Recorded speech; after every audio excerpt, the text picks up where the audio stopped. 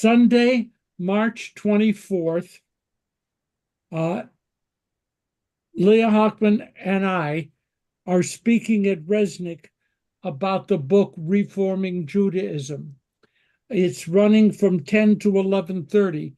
I don't normally do this because I'm not in that world, but I am really hoping that you will come, show up, physically be present. Sunday, March 24th, Resnick, 10 to 11:30. To put it simply, I need an attendance. And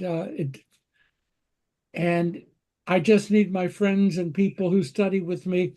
And if you have any friends, bring them along. And we'll try to make that work. Okay, so you've heard my heartfelt plea for Sunday, March 24th. Now, so we begin. This is the hottest news I have. I hope everyone's okay.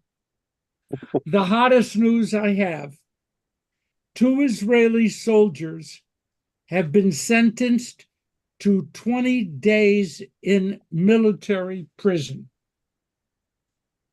The charge: they were caught warming up hot dogs in a military kitchen on Shabbat. They were caught by a third soldier who squealed, saw them. They were summoned to trial. They confessed. I don't know how you do. I confessed to cooking hot dogs in a military kitchen on Shabbos. Okay? And actually, I'm sure it is a serious violation. But with all that's going on, I'd like to assure you that the move to cook hot dogs Shabbat in a military kitchen has been squelched. And I know you'll feel better. Now, Steve. I take it that it's not strict making them comply with the rules. It's because it was in the kitchen. They could have walked off base and purchased or cooked a hot dog, I assume. It was in the military kitchen where kashrut governs. But otherwise, it wasn't the fact that they broke the rules, but it's in the kitchen. In the kitchen. Next, a lapel pin shaped like a shovel in front of Chabad Lubavitch headquarters in Eastern Parkway in Brooklyn. Why?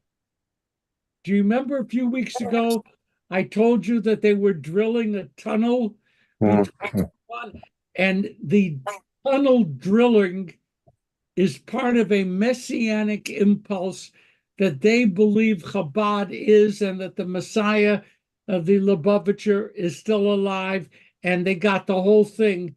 And the police stopped them, and they reinforced the tunnel and shut it down. And now you can get a shovel image to show your support of the messianic efforts to build a tunnel, 770 Eastern Parkway. $3.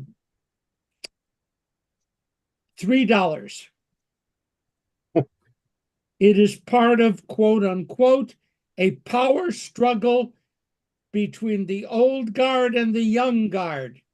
And you can't just do what you think is right because the Messiah is waiting.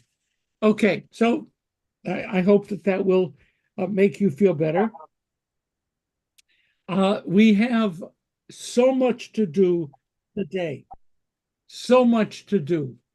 And the first is to notice that the United Nations, to my great surprise, said there was substantial evidence to conclude that victims, as well as hostages and survivors, were sexually abused and raped by Hamas terrorists.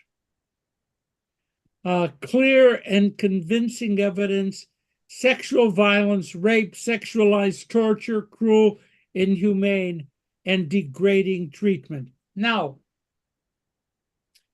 one of the horrors awaiting some of the younger women who may be released someday is that the odds are that they're pregnant. And they're going to have to deal with this additional factor. And it's not the first trimester at this point, if it happened earlier. So it's a horrible problem. It's just an additional problem.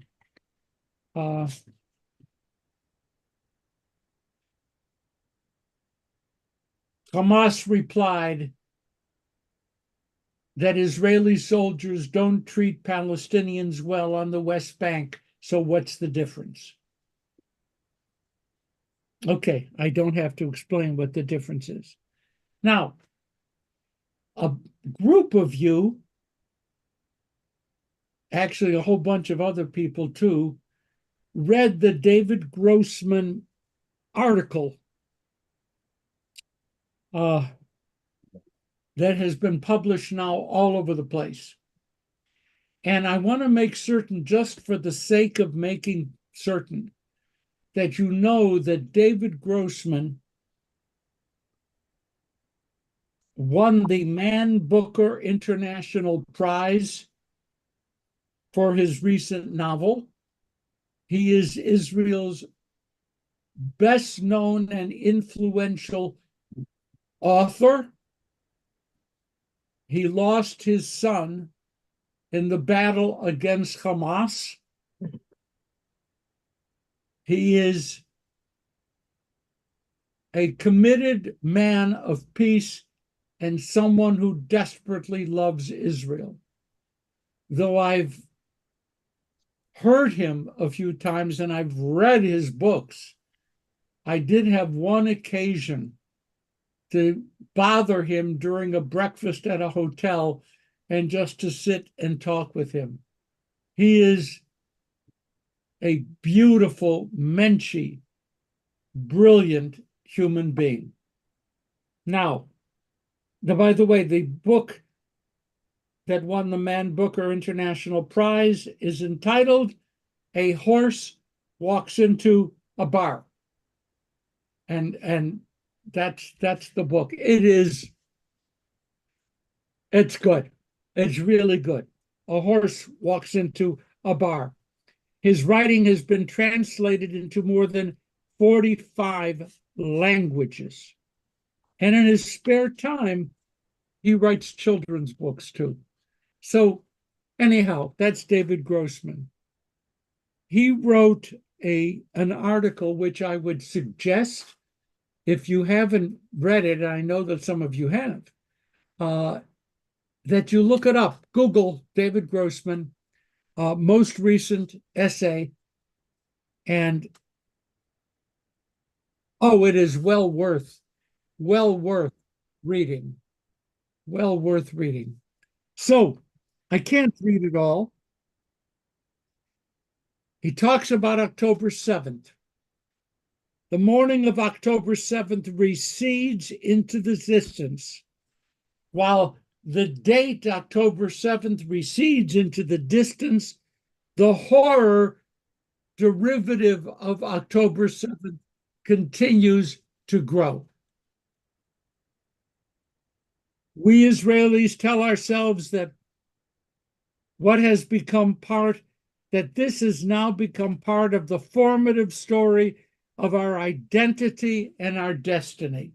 And I think many of us already have been there in saying that Israelis will never be the same. Grossman is saying that. And then he outlines the horror that was inflicted.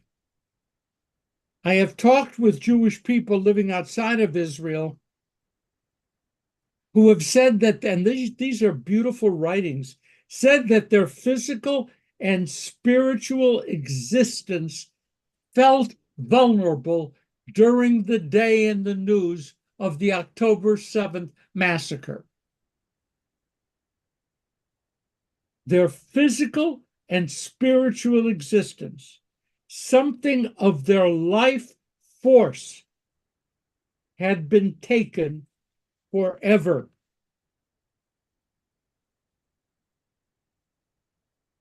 And then he talks about all the volunteering that occurred. Now he goes into, at the time of the publication, the knowledge that the Hamas Ministry of Health has said 30,000 Palestinians have been killed. The fear, the shock, the fury, the grief, the humiliation, the vengefulness, the mental energies of an entire nation are still flowing into the October 7th wound.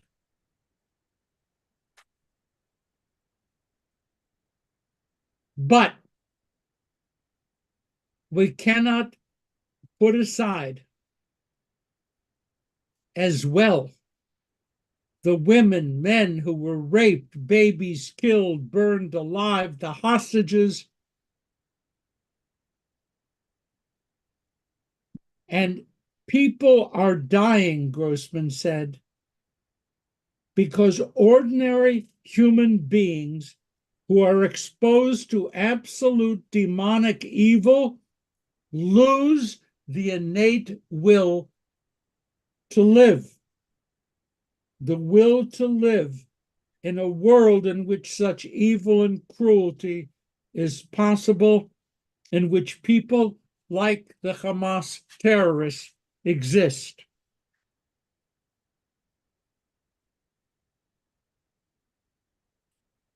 Then he shifts focus.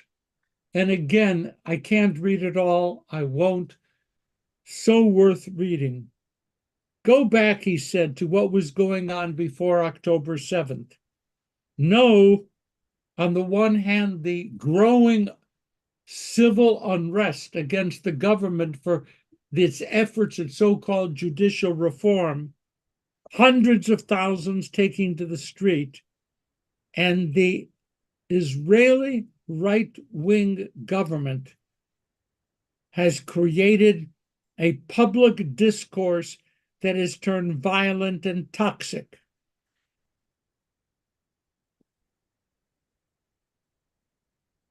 I wanted Israel to be my home,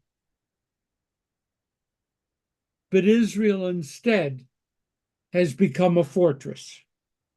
I fear that Israel is more fortress than home. We can be so proud, he said, skipping much, about all that Israelis did and volunteers. Tell me, why does this unity only emerge in times of crisis? Grossman says, we are once again in the condition of being a persecuted, unprotected nation. But there are two tortured peoples. The trauma of becoming refugees is fundamental and primal for both Israelis and Palestinians, and yet neither side is capable of viewing the other's tragedy with a shred of understanding. Again, to read it all. Protesters, influential voices, public leaders should ask themselves, what is it about Israel that provokes such international loathing? Why is Israel, of the planet's 195 countries, alone in being conditional, as if its existence depended on the goodwill of the other nations?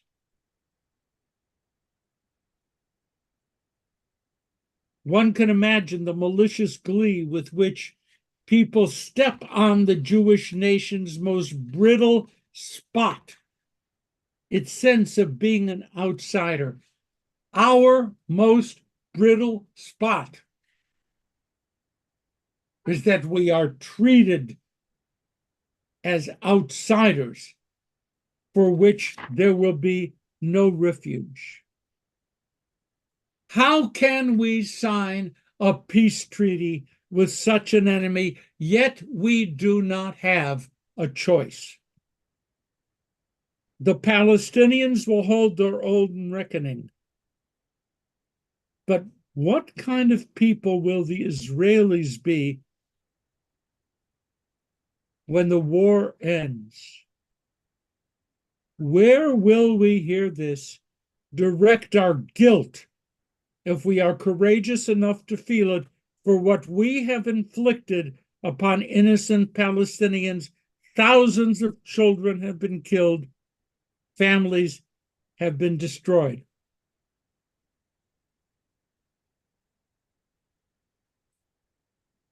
Who will stay here in Israel? And will those who remain be the most extreme, fanatically religious, nationalistic, racist?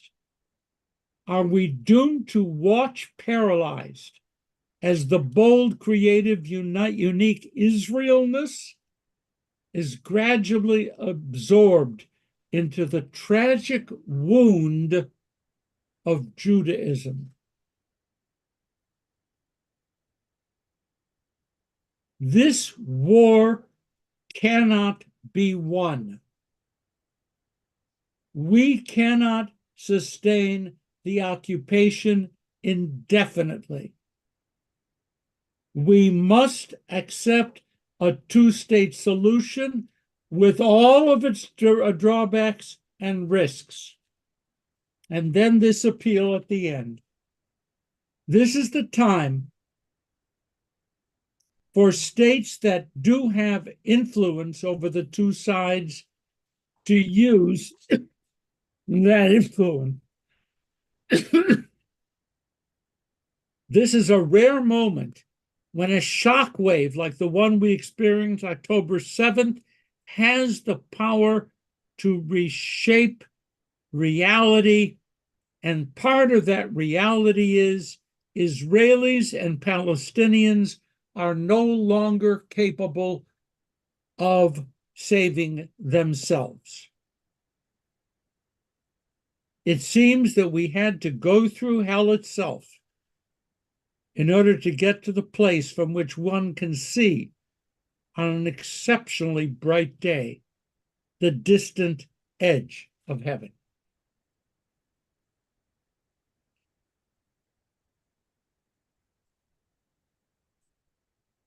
I think this is amazing. I think it is amazing. It's brilliantly written. It absolutely embraces both sides and who did what, and guilt is there on what the Palestinians did.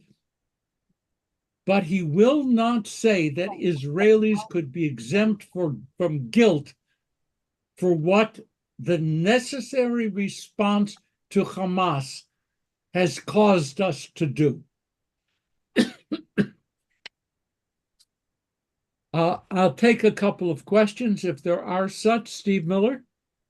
I have a problem with what he said at the very end, where it's almost as if he's attacking Israel for there not being a two-state solution.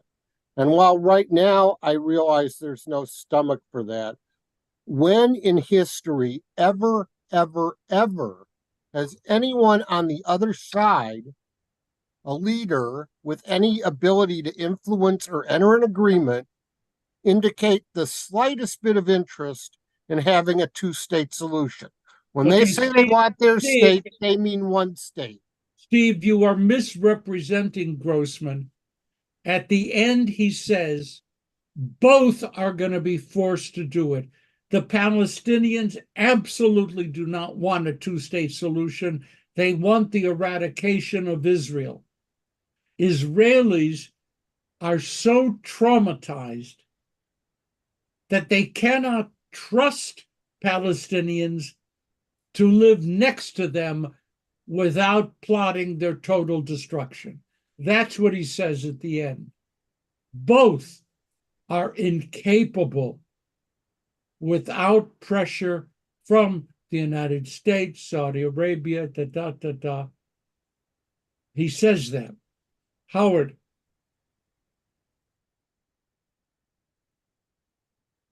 Well, I think, he's a brilliant man and he's made some good points all in one place, which is good. But at the end, as a left-wing peace activist, prior to October 7th, he was in favor of ending the occupation and in favor of the two-state solution. And it was apparent to anyone, I think, that those were foolish, wrong ideas. Now somehow he's saying, now that this horrible thing has happened, now we have to end the occupation and come to a two-state solution. I don't get it. It's like, talk about doing the same thing over and over again when it fails. Some of us were together at Sunday's program at Wilshire when the Israeli Consul General spoke. Can I remember seeing you, but how many of you were there? I see just one of the group. Two. That's right. I saw you. That's right, Lauren. Okay. Yes.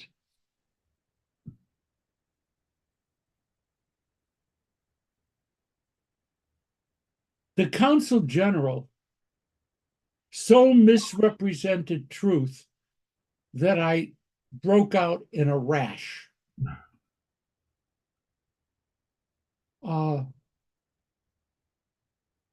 He defended the occupation and says that it's absolutely necessary to maintain control over the Palestinians, doesn't want any union between Gaza and the West Bank. And basically, I asked him, what about the pressure of Israeli citizens protesting in the streets? And he said, that's a fiction created by the press. It's not true. He said that there are just a few hundred out there, and believe me, it's not a big deal. I'm going to tell you something else. Daughter Shoshana has been in Israel, coming home today, 3 weeks, running and helping to run a massive World Zionist Congress action.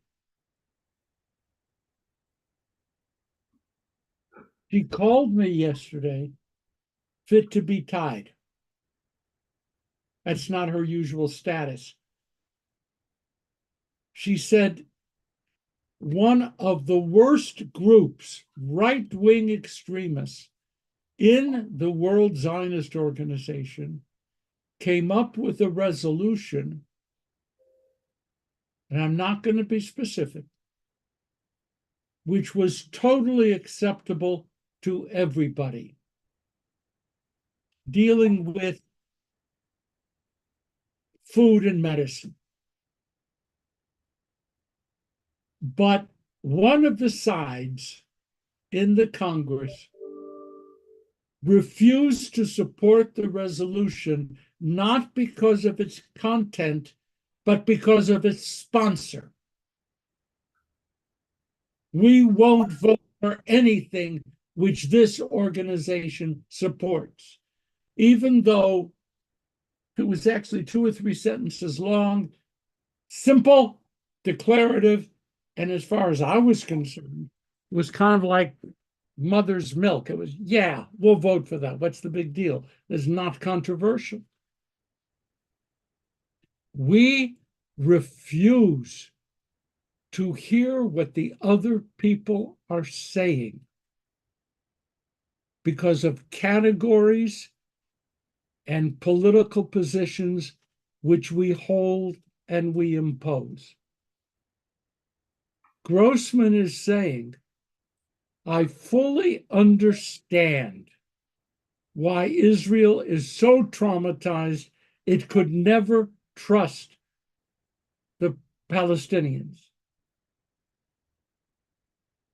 I fully understand that when thousands of kids have been killed, the Palestinians have not been moved into a gentler place.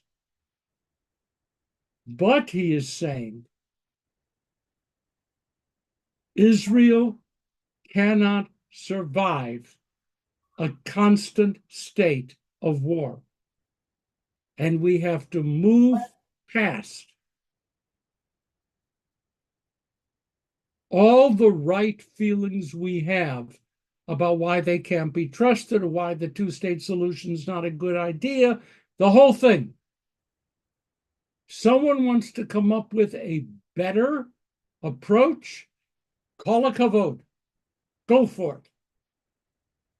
But it doesn't exist. I don't want to lecture. I have a bunch of stuff here to do. Howard, quickly, and then we move on.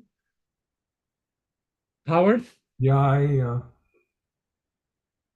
I would have to think before I could speak for a change. I really don't know what to say. Oh, good, cool. But I give you right of first response when you come back. Okay, Brad. Rabbi, do you think that there's any possibility of a role for a UN peacekeeping force to... God, no. Oops. Okay, well, why God, no? I'm sorry, I thought I was muted, but I'll be happy to answer. Okay, well, I'd be interested in hearing your answer. Question of me.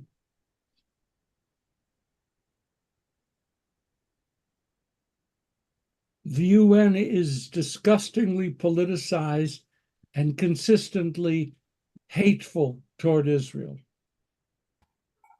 Having said that, there's going to need to be an umbrella under which Saudi Arabia, the United States, Israel, Hamas, whatever, and there's more, will be able to come together to move past this point. That umbrella might be, excuse me for breaking out in a rash, again, that might be the UN. They might ask UNRWA to do it. But do I see a role at least as there's a word for it, Brad, but I'm forgetting, to put an appearance that this is a true international activity, even though it's really only run by the United States and Saudi Arabia and a few others. So from that perspective, yeah, they're the only ones who have the patina of international support. So yeah.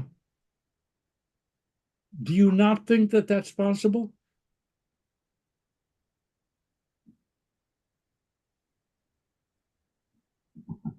Brad? Rabbi, I'm wondering what else might work. I mean, I don't see any other option. I certainly want to hear what Steve has to say. Yeah, he's up about next, this, I promise. But I just don't. What other option is there? Okay, Steve Miller. I do now and always have supported a two-state solution. So in that sense, I agree with you.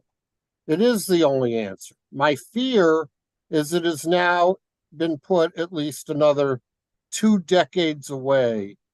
And I don't know how you do it, but anything with the letters UN in it cannot be helpful. I mean, first of all, UNRWA should go. Let's get the other refugee association to take this too. They seem to get things done. Don't have refugees after 10 years. Follow the rules. Don't indoctrinate kids into genocide. I just feel, but if it's, and they exist, but the problem with the UN, they have like 4,000 resolutions against Israel, none against anybody else. How can anybody, the rest of the world may accept that, but I just don't see that giving Israel a fair shake. And I fully respect that. I can only respond this way. I think Brad asked the question. If not this, then what? Right, Brad? If not this, then what? And everyone has pretty much agreed that if Israel had not moved in to seriously degrade Hamas's military and political power, 5 or 10 years from now, there'd be another invasion as bad or worse. Having said that,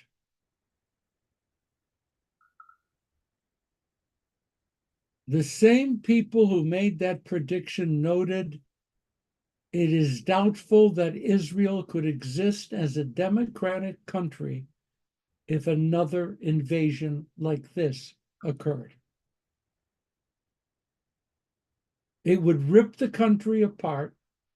It would drive loads of people out of Israel, and the people would turn to an authoritarian government to fight this cancer. So I agree, Steve, with everything you said. UNRWA, they're not my favorite people. They don't even make the list. Top 150, they don't make it. By the way, the EU has just refunded UNRWA, gave them their budget back.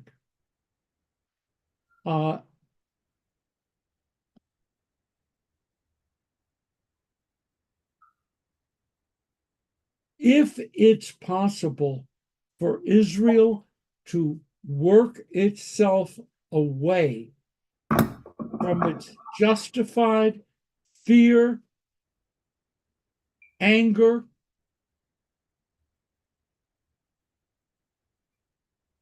and allow a commitment to a two-state solution to come onto the floor and be embraced as a goal. Even if, Steve, you're right, 10 years, to be embraced as a goal, this would be a major achievement. Israel would then be standing, by the way, we'd be criticized for not having done enough. But Israel will have taken a stand alongside the angels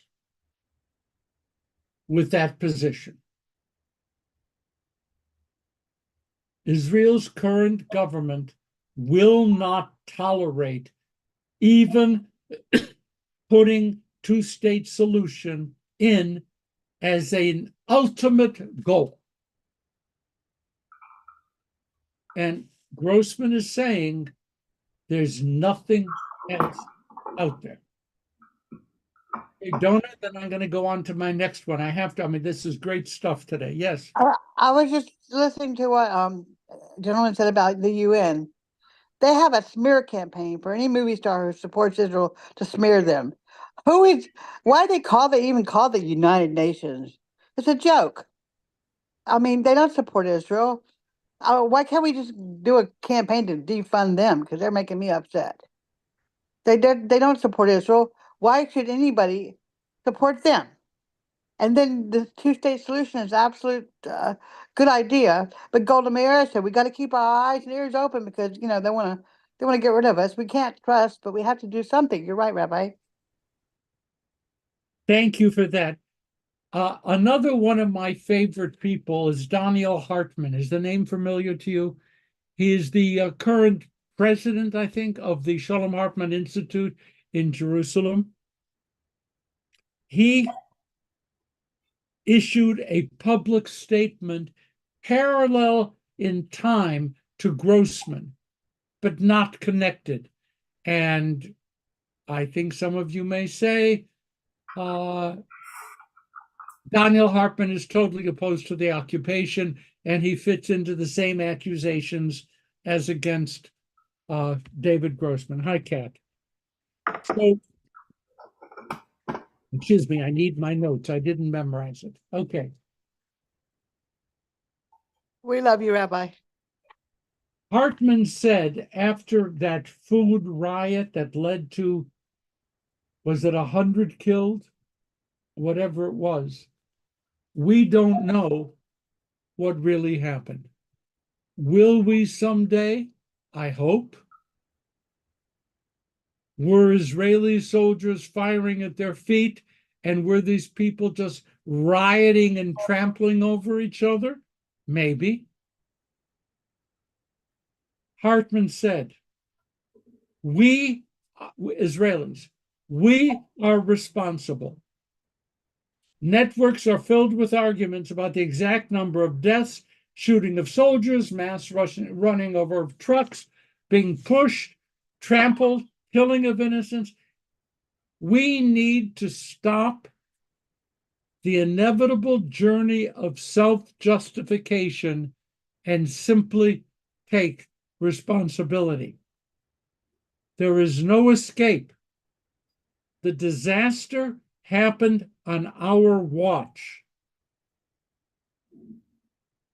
We are in a righteous war, but a righteous war must be fought justly. Hear this. Again, it's a long essay, I won't. We will only achieve victory if we combine our right to live along with adhering to values that determine that the life of every person created in the image of God is sacred.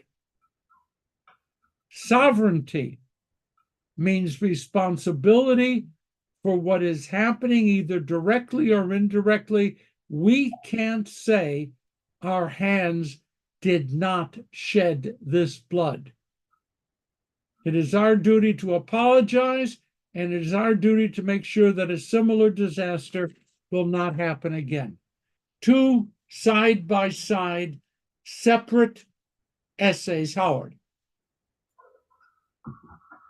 There's so much here, but maybe one little tiny thing that I could try to ask you, because I'm very interested in the definition of terms before we have a discussion. And you use the term the occupation and the importance of ending the occupation. And we've had this conversation before. Now, among, again, prominent left-wing peace activists, the occupation is taken for granted. But in the rest, let's take the Arab world, let's take the world of Hamas. The occupation means the existence of Israel. Read what they say. They talk about 75 years. Are you talking about that definition of the occupation, which the Arabs are which Hamas is all talking about? And I think most Arabs, most people in Saudi Arabia, most free Palestine people are talking about is the end of Israel, the occupation, or is it the occupation, just what happened in 1967? Powerful question. Powerful question. I think actually the question presupposes its answer. The Nakba, the misfortune, is the way in which Arabs refer to the Israeli War of Independence. Nakba. And Howard, you know, and I know that many Arabs, not just Palestinians, refer to occupation as meaning the establishment of the state of Israel. And they are opposed to the state of Israel. They want to reverse the time clock to 1947. Yes, I think that's true. In Israeli terms, same event, the occupation began in 1967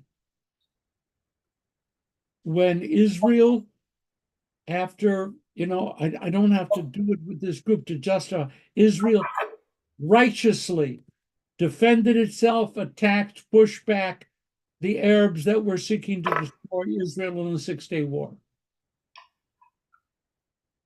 But then if we have the Israelis, or at least the ones who believe in negotiating with the Arabs, are talking about ending the occupation, and the Arabs are saying, yes, we'll end the occupation. We have two people talking about using the same words. One side is buying into the talking points of the other side. They agree. Yes, we agree on the words, but it doesn't make any sense. They're just following it. They're just playing into the hands of the other side. Why don't they say, well, we support the state of Israel, but we don't think Israel should be occupying the West Bank. We're not occupying Gaza. But they don't say that. No, we have to end the occupation. I could sign on to your wording 100%. I have no problem. Israel should say, we are totally opposed to Israeli settlements in the West Bank, the occupation of the West Bank since 67. And of course, then the next question is why? Why 67 and not 48? That is what they do with negotiations. 48 is a non-starter. It's like when you go to a negotiation and you put the maximum demand on the table. That's the maximum demand. And then you don't get it. Well, I think since October 7th, for sure, and in my mind, well before that, 67 is a non-starter, and the two-state solution is a non-starter. All that I would, and that's fine, Howard, all that I would ask is, remember, if not now, then when? If not that, then what? The status quo is not sustainable and will lead most likely to Israel either becoming an authoritarian state or to being destroyed. I mean, that's my view. I'm in a beginner's course in prophecy and I don't have a certificate. So that's how I view it. That's been a constant talking point forever. You can't have a democratic one state. That is basically saying if Israel is to continue the occupation, then it can't be a democracy. But that's never been. I mean, that's an idea, but I don't think it's particularly supported by any particular evidence. All that we need, Howard, if not that, then what? If we are stalemated at this point, we can't define a two-state solution. So we're not going to say we'd like to build toward it. Well, the response to Pearl Harbor, namely unconditional surrender, worked out pretty well. And nobody was negotiating a two-state solution with the Nazis. That worked out pretty well. So we have some examples of unconditional surrender works pretty well. And I would suggest to you that in viewing Hiroshima and Nagasaki, it becomes problematic to follow your thinking. I don't think it worked out pretty well at all. These are our greatest, strongest friends, allies. I know that my father-in-law, not yet my father-in-law, but still Reese's father, was in the China Theater, Major Dental Corps, and he was scheduled to participate in the invasion of the Japanese mainland. Hiroshima, Nagasaki, no invasion. My father-in-law to be came home. Still alive. Pardon? He's still alive. Well, was The there. argument, I don't, by the way, I don't believe that argument holds water, but that's what people say. You know, he's still alive because of those people being incinerated, which I think is also not supported by any real evidence. I am not convinced that history will eventually look kindly, and I won't be around, so you can't criticize me, that history will look kindly at there having been so far only one nation on earth that has used nuclear weapons in a war. That's us.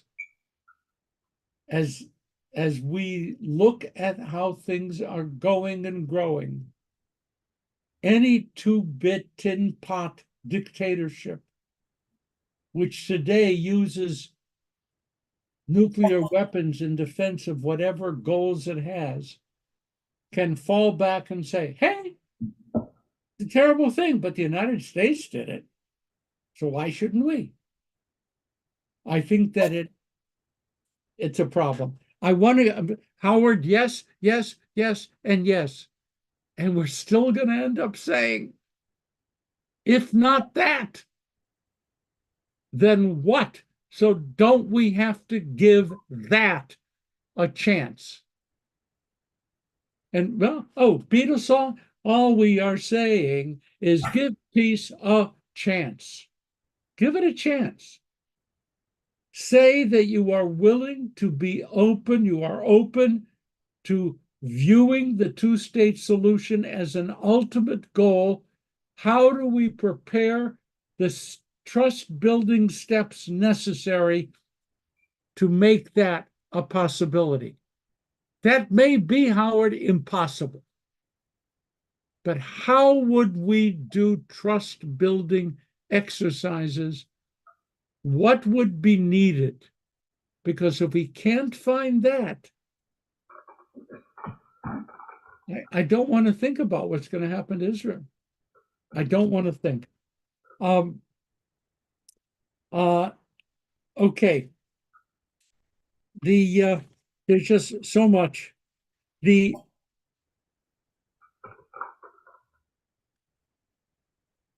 State of the Union is Thursday night. Some of you may be aware of the fact that Trump is, I forget, 150 votes, electoral votes away from officially being the Republican candidate. Nikki Haley has retired, quit the field.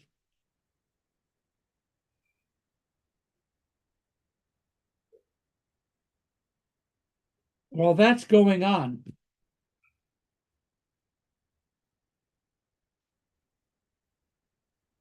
we have no idea what the support for Israel would be or whether it will even continue. The Trump platform, this is not me being anti-Trump, the Trump platform is neo-isolationist. Okay, just why should we be involved in international things? Nikki Haley this morning early said, we've got to embrace the needs of Ukraine, Israel, and Taiwan. Trump and the Trump government in waiting totally disagree with that. Totally disagree. The State of the Union Thursday night will have at least one redeemed Israeli captive in the audience. There will also be 10 or 15 people in the audience. That captive will probably be seated next to Dr. Biden or whatever in the good seats. But there will also be a group of American family members of hostages. They'll be there.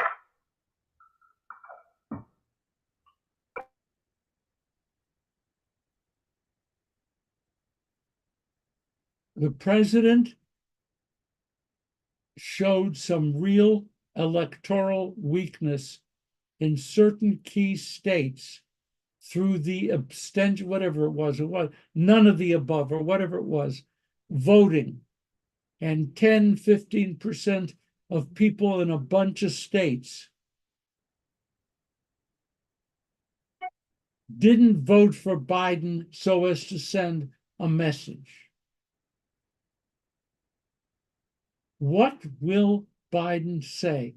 What he is desperate to say Thursday night is that we have a ceasefire.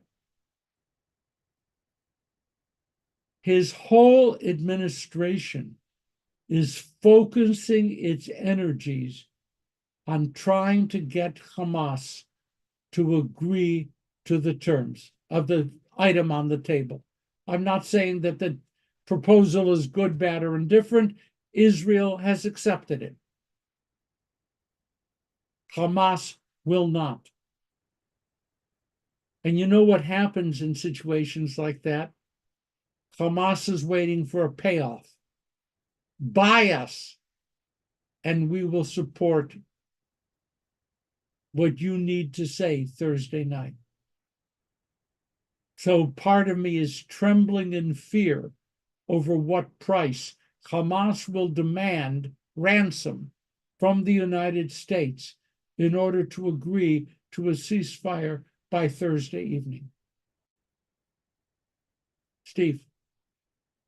I don't like everybody buying into this whole notion. They're sending a message, yes, but he should be 100% behind Israel, not waver, not cave, and not play this game. When push comes to shove, no matter how much you hate Biden, you're going to walk into a voting booth. There's going to be two people on that ballot, Biden and Trump. You're still going to have to vote for Biden. And if you're a Muslim in Detroit, do you think Trump is going to treat you better than Biden does? All of this is a sideshow, and it gets way too much attention. They ask the wrong questions in polls, and we really need to focus on how do we protect the country, get rid of Trump, and realize this is the choice. Yes, you might prefer someone to Biden. He's not running. He's not going to run.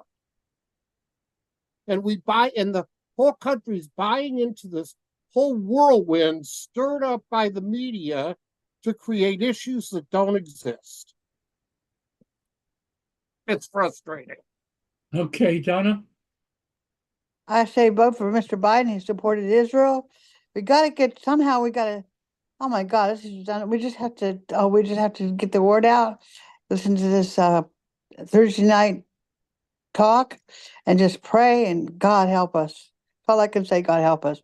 Trump can't win. He just can't win. He's such a crooked son of a bitch. Excuse my language. Oh, careful. This is being streamed. There are other people.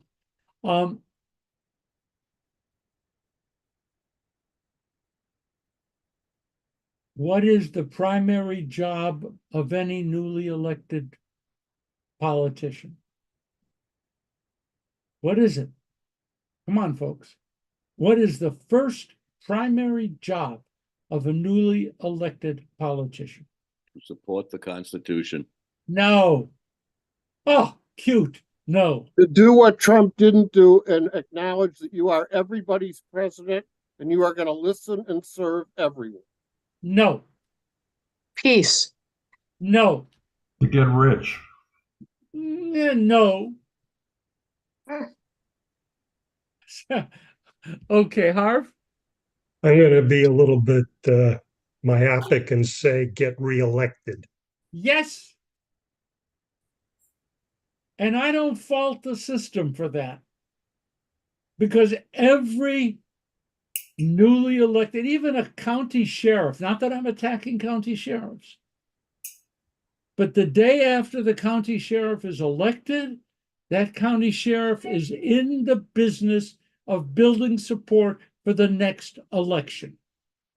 If that means giving contracts and paying bribes or accepting whatever, but the goal is to be reelected. Biden,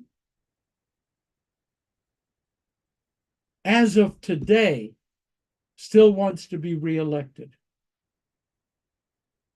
And he is going to do many things to increase his odds. I don't fault him for that motive. I fear what he's going to pay.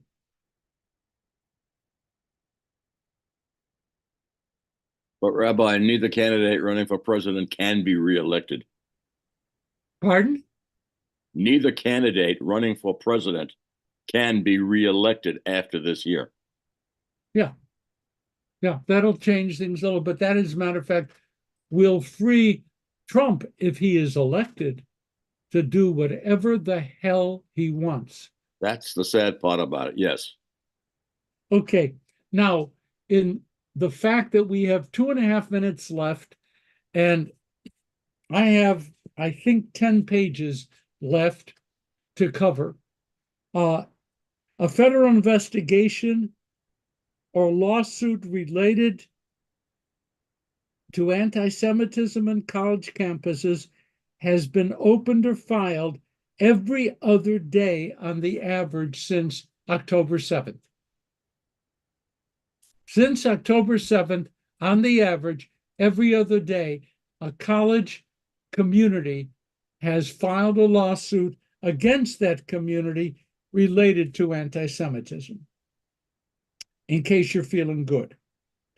A student at the new school, the new school, of course, is a wonderful school. It's having serious financial trouble. A student at the new school said he heard the following: I wish you had been in Israel on October 7th, so you would have been raped too. I suspect that that person was unhappy when they heard that. We're just moving here fully. I can get the page turned. Middlebury College, a very, very fine small college, has had a civil rights grievance filed against it after it was discovered that Jewish students were told, I am quoting, it would be too controversial to hold Israeli flags at a vigil to mourn the victims of October 7th. Did you hear what I said? Yeah. Okay. They were further instructed to remove the word Jewish from any literature affiliated with that event. They were urged to change the name of the vigil to Vigil for Lives Lost. Any of you feeling anger rising up inside of you? I am. Moving to London. Let's see what we have here. Oh, students at Middlebury were instructed to downplay and hide symbols associated with their Jewish identity.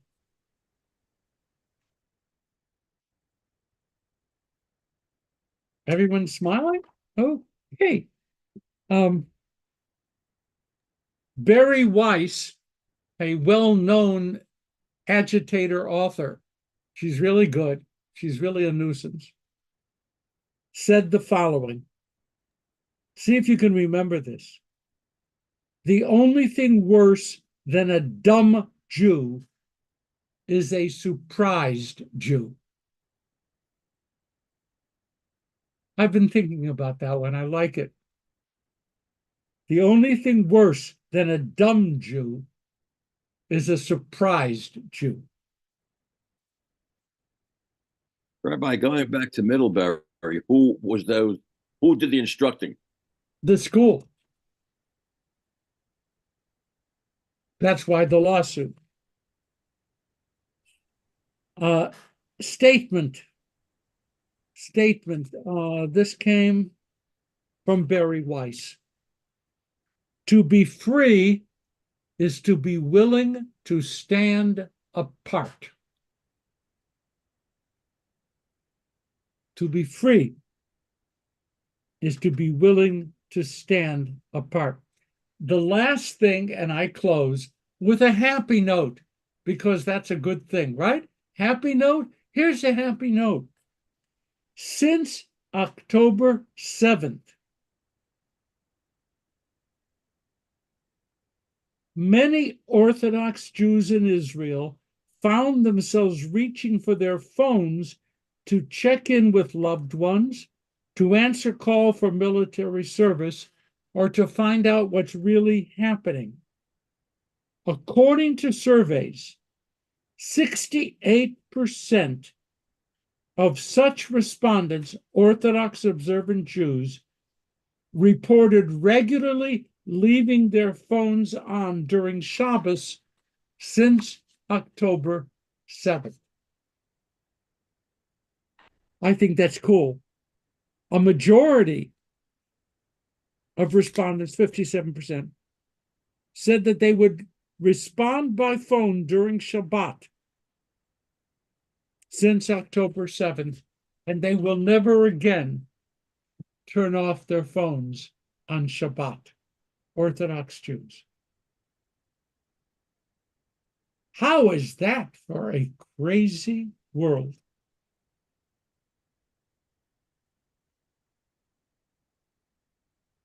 Oh, yes. I'm going to have Thank lunch. you. I'm going to have lunch. Yeah, I'm going to have lunch. I will do that. Thank you for being here. Get the word Thank you for having us. Get the word to Sisterhood that they shouldn't schedule any more meetings on top of this class, and love to all. Thank you. Love, Thank you. love you. Thank Love everybody. you. Bye. Bye.